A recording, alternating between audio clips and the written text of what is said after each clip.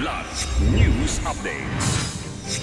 Mga balita ngayon, holiday ceasefire idineklara ng CPP-NPA. Kauna-unahang Interagency Territorial Defense Drill paghahanda ng Zamboanga del Sur sa anumang banta.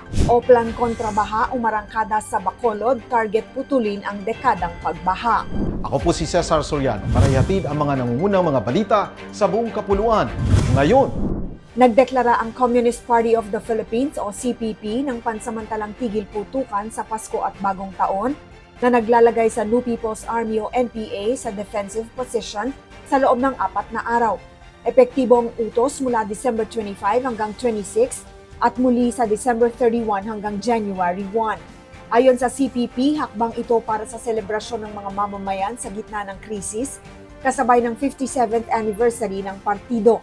Inatasan ng NPA na manatiling nakaalerto laban sa posibleng opensiba ng Armed Forces of the Philippines o AFP. Wala namang tugon pa ang militar dito.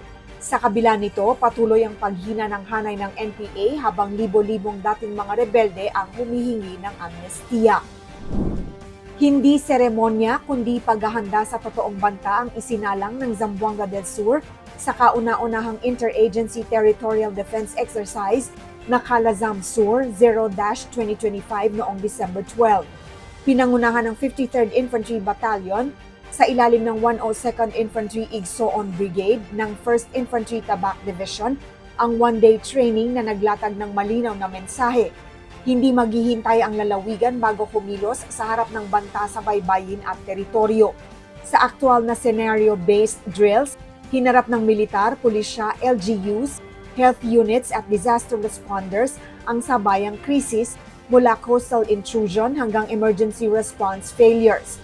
Sinubok ang command and control, bilis ng desisyon at koordinasyon sa lupa at dagat na madalas pumapalya sa totoong operasyon.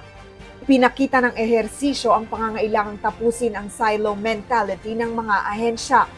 Dito, malinaw na ang seguridad ng Zamboanga del Sur ay hindi trabaho ng iisang unit, kundi kolektibong depensa. Ang Calazam Sur 0-2025 ay babala at hamon, maghanda ngayon o magbayad sa huli. Sinimulan ng pamahalaan ang malawakang paglilinis ng mga ilog at estero sa Bacolod sa ilalim ng Oplan kontrabaha, isang hakbang na layong tapusin ang paulit-ulit na pagbaha na matagal nang nagpapahirap sa mga komunidad. Pinangunahan ni Pangulong Ferdinand Marcos Jr. at DPWH Secretary Vince Dizon ang clearing operations sa Mambulok Creek sa Barangay 2 at 6, Bacolod City, Negros Occidental noong December 12, Biyernes. Dito, tinanggal ang makapal na putik, basura at mga nakaharang na istruktura. Ayon sa pamahalaan, maaaring bumaba ng hanggang 60% ang pagbaha kapag naibalik at naiayos ang mga daluyan ng tubig. Kinilala ng mga opisyal ng barangay na malaking salik ang baradong estero at maling pagtatapon ng basura. Target ng programa ang 9 na pangunahing waterways at drainage system hanggang 2026 upang maprotektahan ang lungsod laban sa mas matitinding baha. Para sa Kidlat News Channel, ako si Rosalyn Sinchonco, nag-uulat. ako po si Cesar Soriano, kasama nyo sa bawat pagputo ng balita.